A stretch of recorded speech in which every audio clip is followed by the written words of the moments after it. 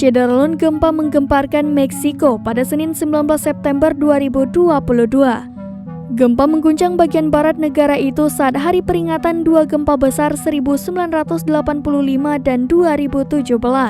Badan Seismologi Nasional melaporkan gempa Meksiko ini berkekuatan 7,4, sedangkan Survei Geologi Amerika Serikat atau USGS memperkirakannya bermagnitudo 7,6. Dikutip dari kantor berita AFP, menurut para seismolog Meksiko, pusat gempa Meksiko terletak 59 km selatan Colcomen di negara bagian Michoacán, pantai Pasifik beberapa ratus kilometer barat Mexico City.